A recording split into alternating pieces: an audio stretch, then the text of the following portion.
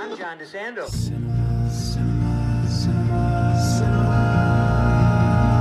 Classics, let's go to the movies and share some popcorn, soda pop with our friends. Turn off our cell phones and get away. Night or day, it's John DeSando on the radio. We'll watch the credits from up. Cinema Classics is produced and hosted by John DeSando. Listen to shows Thursdays at 8:01 p.m. on WCBE 90.5 FM. And listen to shows and read reviews online at WCBE.org.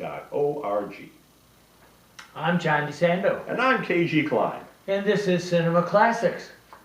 Well, right around the corner are the Oscars that will be awarded in 2026 for the movies that came out in It 2025. is that time of year again. It's Christmas in Hollywood. Look at, we have millions of dollars, if not billions, resting on the choices made at Oscars. On who gets that little gold statue? We have our Oscars sitting right in front of us right now, John, right here. All right, let's start at the top because then we have others that will dovetail into that. Yep. But Ken, for the best motion picture of the year, what do you think? Well, this year's whole Oscar ceremony is largely tied to just two movies. In fact, this is one of the more predictable years for the Oscars. We can kind of see which direction it's going already, and the recent other ceremonies have given us a strong indication how the Oscars are going to unfold. This is a battle between one battle after another and Sinners.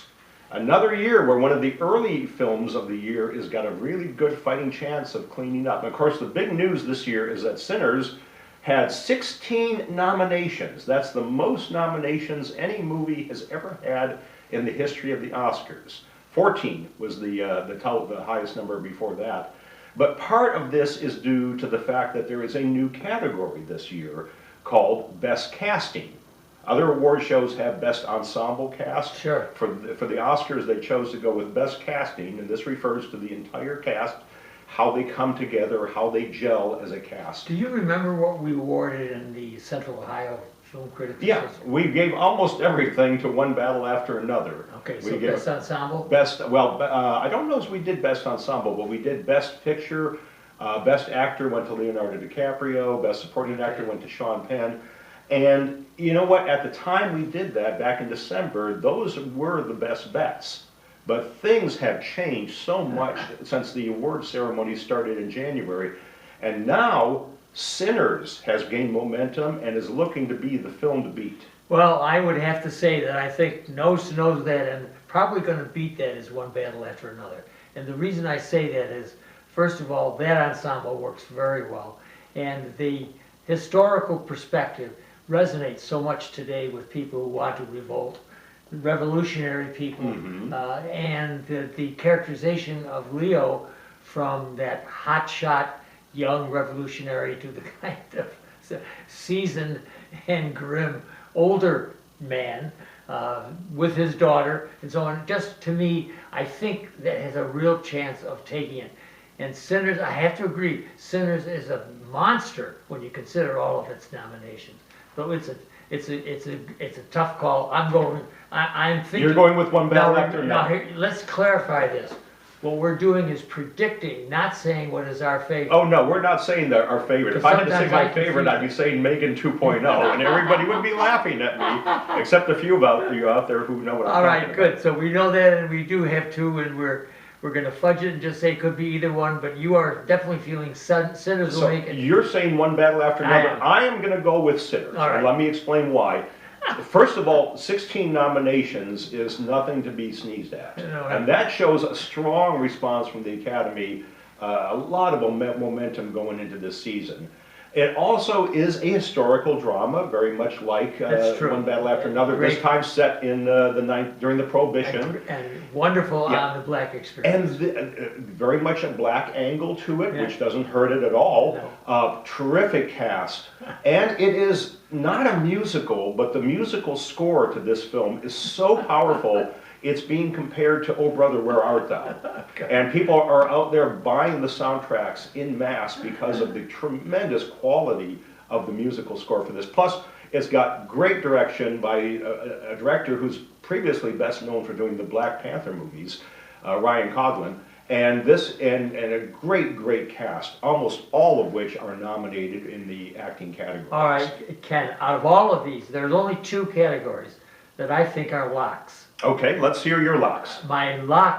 This lock is my affection for Jessie Buckley Oh, from yeah. Hamnet. Yeah, no question there. Jessie Buckley is a lock. We're not telling any of you out there to put money on this just because we're saying this, but in my opinion, Oh, I Jessie think Buckley so. is definitely a Yeah, lock. she plays Shakespeare's wife Yeah, in in Hamnet, and I believe that is streaming at this point. Yeah. Maybe a $20 stream. She is Now- a woman who is grieving the loss of her son, and we see the emotional erosion I would taking say- place through her performance. I would say the last 15 minutes is a tour de force.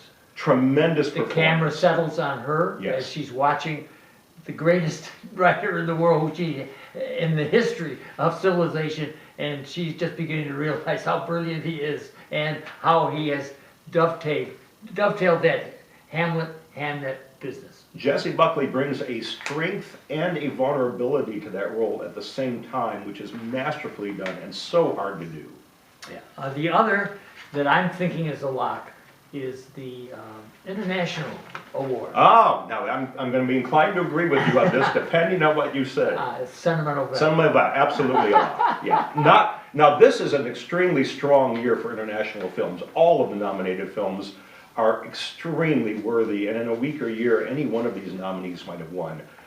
Secret Agent in particular, great film, but yes, the quality of Sentimental Value and the performances in Sentimental Value means it is going to take the award. It's actually still in the running for Best Picture too, not to be. Oh, no, I Yeah, agree. not to be It won't make excluded. it. It won't. Most It of our probably won't make it, but it would not be a huge surprise if it did. Oh, I would be very happy with it, and it happens to be listed for that. And there's a sleeper in all of this that they could go to Netflix tonight and enjoy. All right, Yeah. and this is called Train Dreams. Train Dreams, very powerful film. Yeah. And nominated in a lot of categories that a foreign film generally doesn't get nominated in. Doesn't probably have much of a chance, but it is definitely the No. I'm just happy to be here film of the year. Oh yeah, turn of the century, 19th and 20th century, a dreamy film itself, and one that you just don't know what's happening because nothing much seems to be happening. But So- it is all an individual performance by Joel Edgerton, blah blah blah. But here, let's in the last couple of minutes. Now, if anybody wants to hear what else we have to say about other categories, you're going to have to go to WCBE.org podcast experience, and you're going to have to and double take, and we'll be there. But otherwise, we're going to be ending up. Let's end up with best. I want to throw one more lock out there. This is the biggest lock of the year. Nobody else even close to the running, and this is Best Score. Best Score is going to go to Sinners.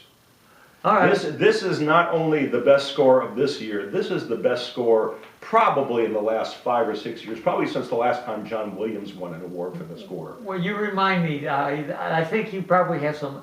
You'll probably have a consideration for the movies that didn't get. Classics, let's go to the movies and share some popcorn, soda